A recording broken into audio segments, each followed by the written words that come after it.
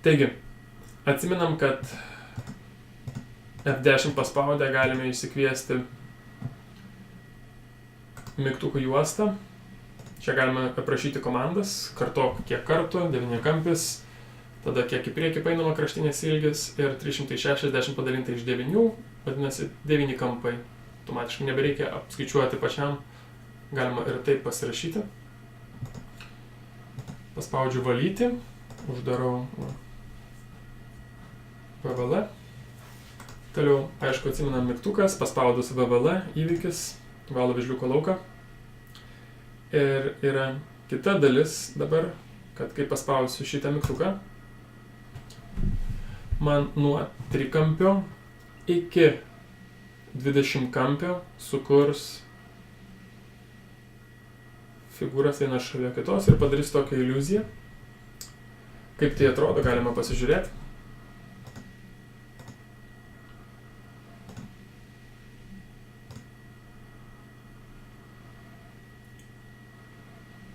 Taigi visų pirma yra mygtukas. Atsidarau, jisai kreipiasi, kad paspaudus lapas 40. Štai yra procedūros lapas.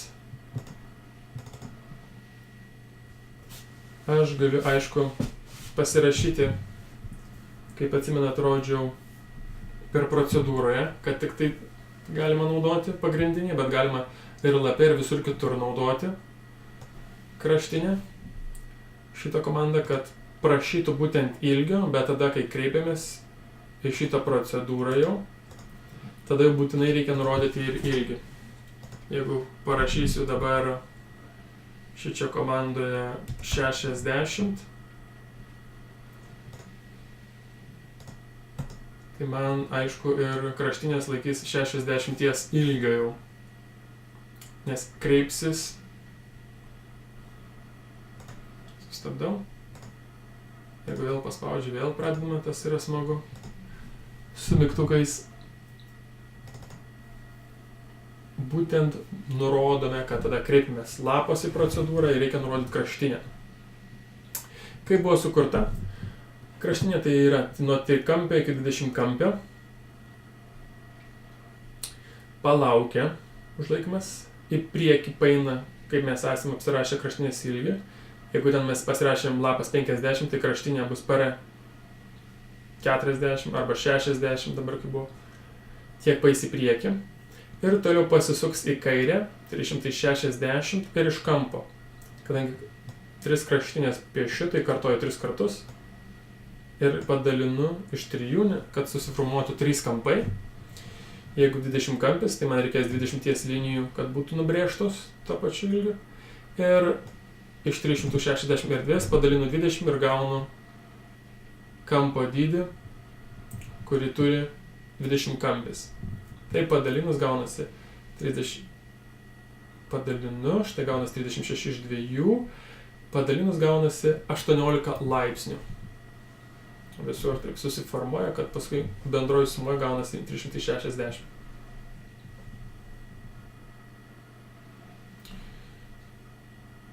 Nu, truputėlį gal to.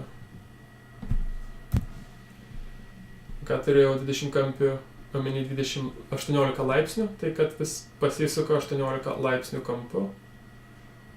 Ir taip apeina 20 kartų ir gaunu 18 kampių. Toliau galiu padaryti, kad paspaudus man pieštų taip pat. VVL sustabdžiau. Paspaudus yra taip pat galima sukurti procedūras. Ta pati. Tik jau čia iš karto yra kraštinės ilgis 30 įrašyta. Štai 30.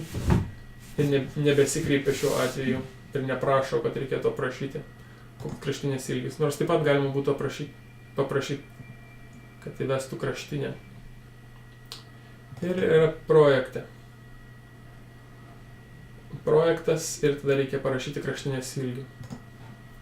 Štai, jeigu tada parašau čia projektas ir 20 Tai jis tokio kraštinės ilgio ir man braižys nuo trikampio iki 20 kampio. Nes dabar tiesiog mes kreipiamės į projekto lygmens procedūrą.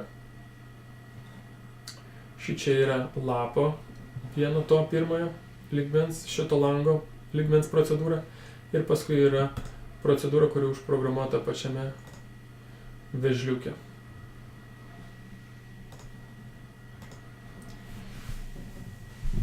Štai šios procedūros jūs galima kopijuoti vieną nuo kitos ir kurti įvairiausias figūras, ornamentus.